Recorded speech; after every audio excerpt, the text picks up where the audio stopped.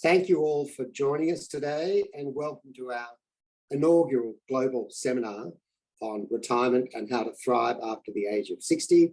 My name is John Glass. I'm in Sydney, Australia, where it's 9 o'clock in the morning. And Michelle? I'm Michelle Fritsch, and I'm in the Charlotte, North Carolina area, and it is 5 p.m. the day before. And we aim to make this a short session. We would bring your comments and we will certainly welcome any follow-up emails that you might have. And so to begin, Michelle, I believe you have an interesting statistic about retirement for us. I do. As we were planning this, we realized in the United States, there are 10,000 people turning 65 every day. It's a big number. And when I calculated that for Australia, taking into account that we are a small country and you are a large country, that feels about right. It's a very large number. Absolutely. And not that people necessarily retire at that age, but we kind of think about that around that time. Yes. And we're going to talk in more detail about the whole scope of retirement and the sort of things that the two of us are engaged in. But first, I know you're all thinking, how did we meet?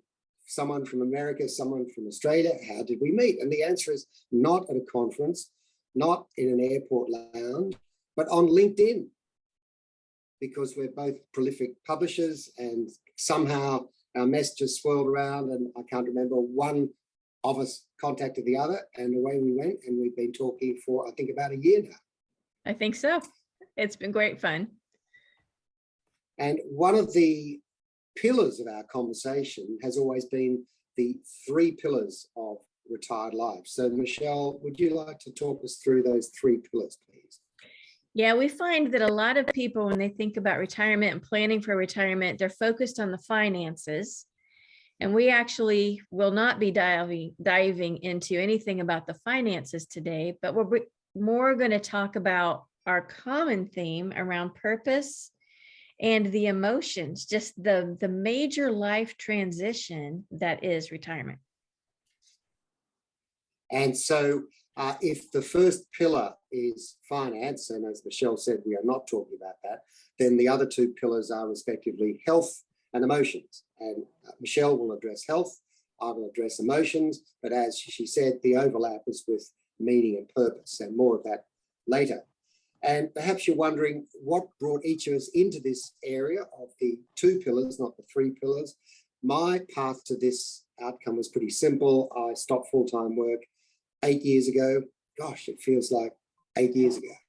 And I thought, as a pretty much retired person, but not fully retired, I would like to help other people to make the transition into retirement. As I call it, crossing the bridge from a work life into a retired life. It's amazing how many things you leave behind on the other side of the bridge. And I'll come back to that in a minute.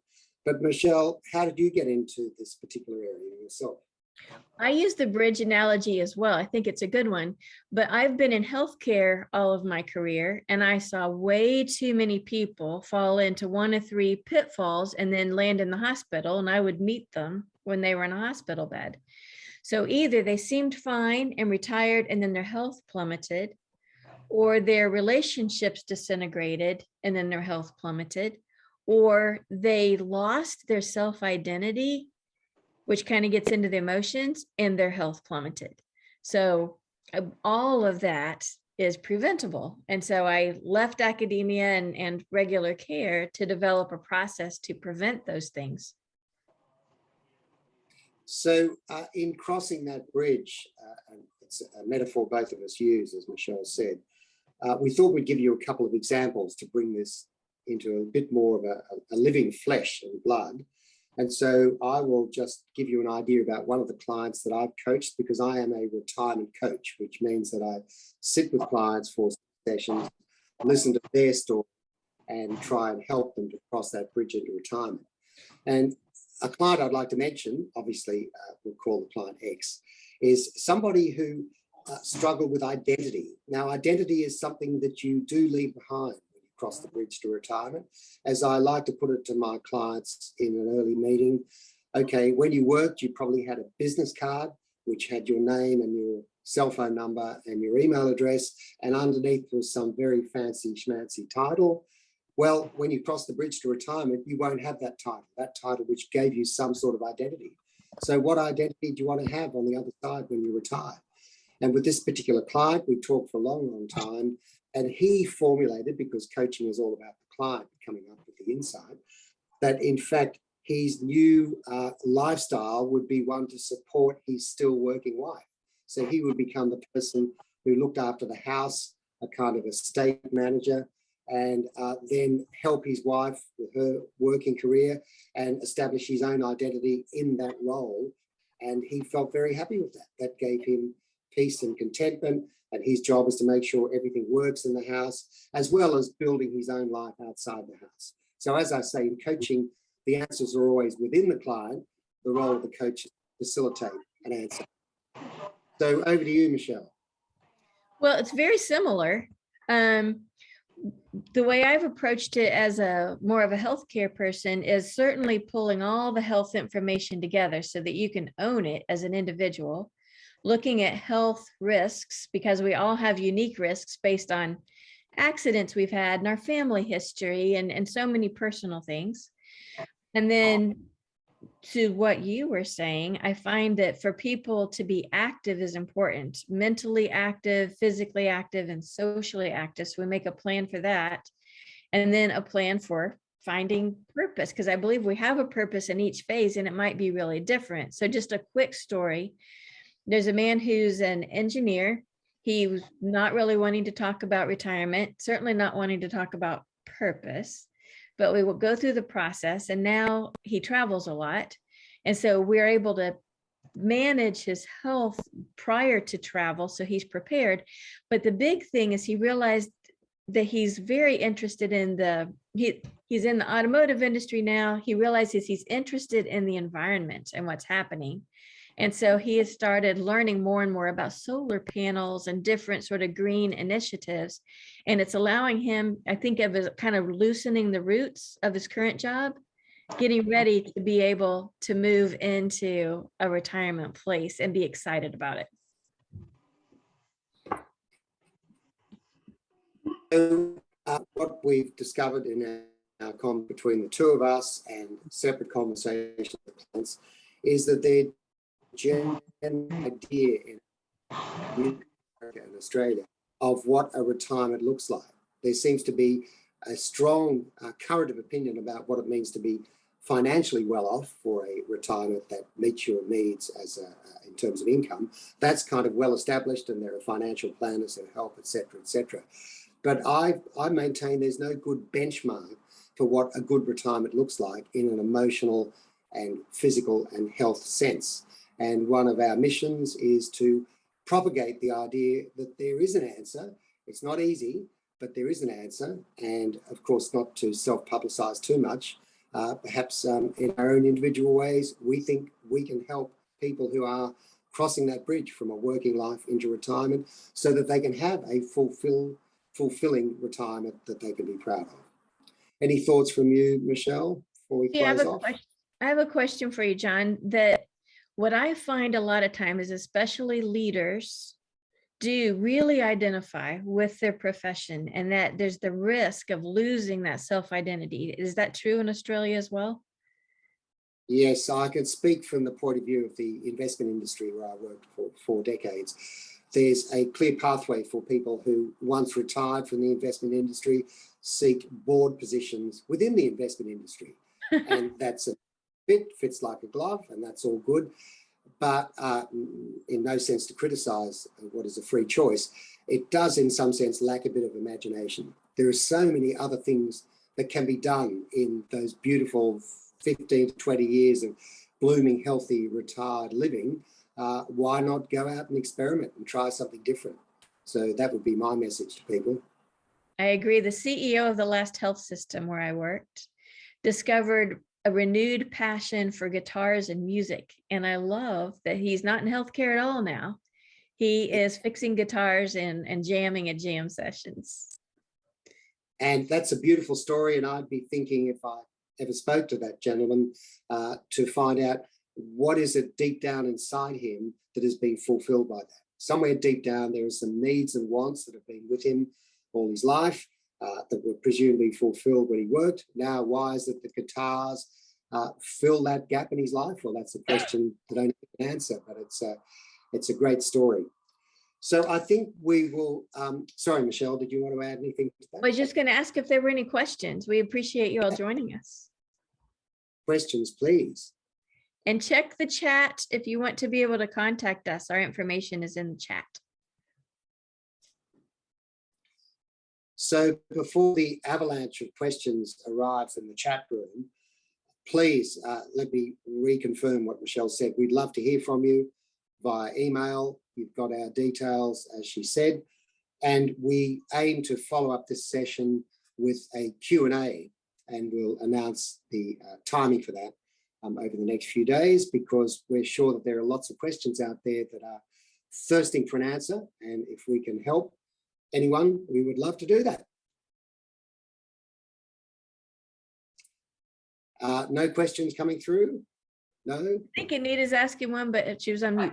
Sorry. So you're saying it's really important to find purpose in doing something different than we've typically done if you don't have hobbies or something. I'm not at retirement yet. I'm close, but I see my father at 80 who has no hobbies. And unfortunately, all his friends have just scattered. They're just not around. And I don't even know if they were friends or if they were just work people. But I mean, what do you do in something like that situation? Because now he's pretty much all alone. If I can go first on that, Michelle, it's a great question. And this came up in a conversation recently with one of my clients who said, what I really miss from work is the young people I was familiar with and worked with every day. So I springboard off that to, okay, and not everyone has that sentiment. Some people like to mix with those in their own age group. But if you want to continue to mix with younger people in your retirement, you probably have to work at it.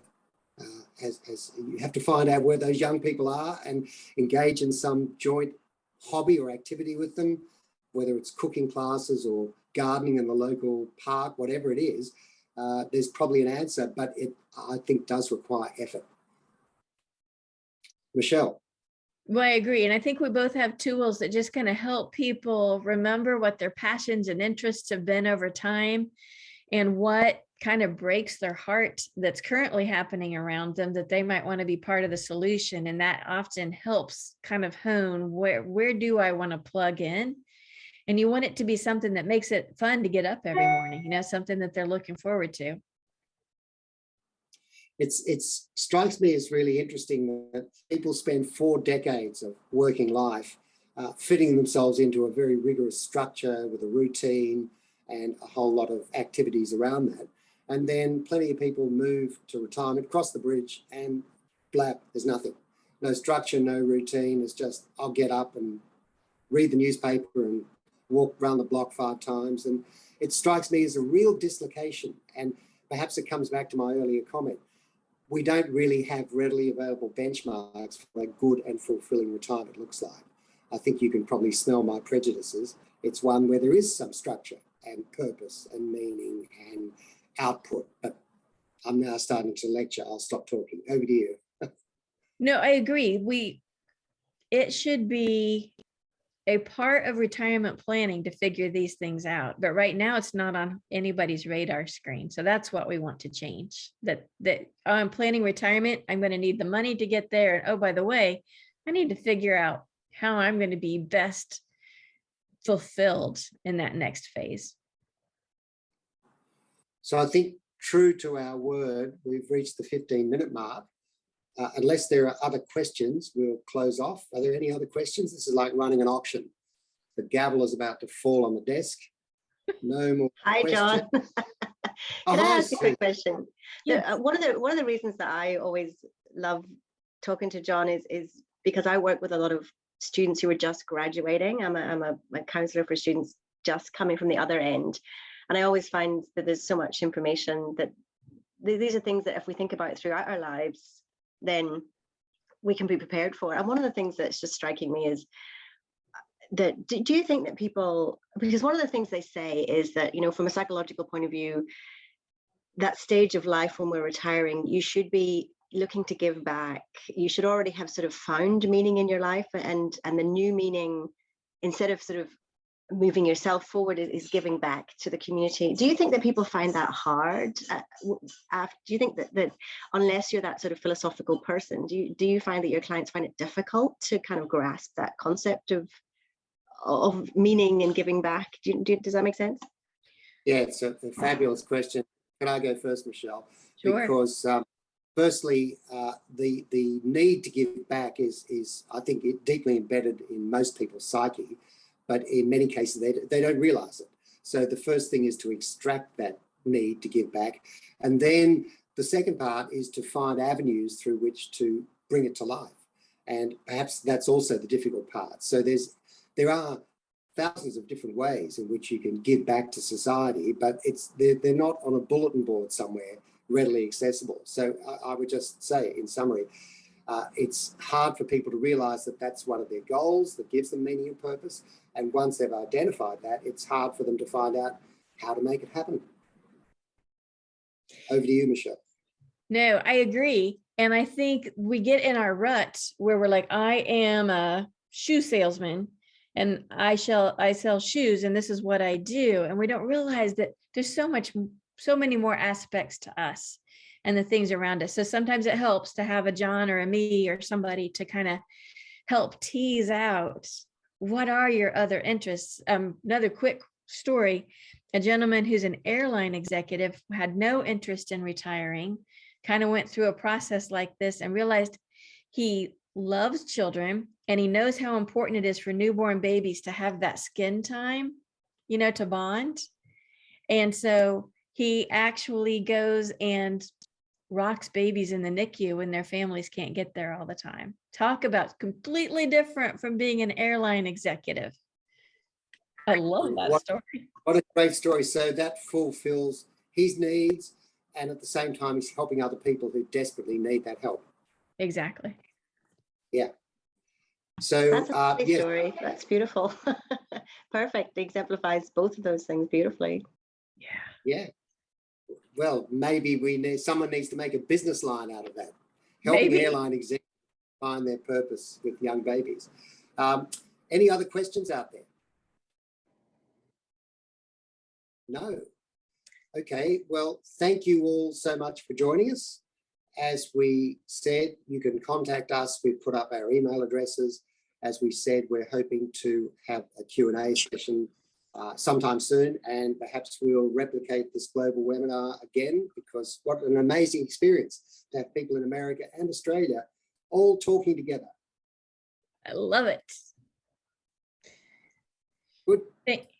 Thank you all. We're going to post this recording if you know anyone that you think would want to see it. And then we'll do some sort of follow-up, and we're open to your suggestions if you think you have ideas of how we should do that. Thank you. Thank Thank you. you for joining. Yeah. Have a good day or a good night, depending. Thank you. Okay. Thank you. Bye.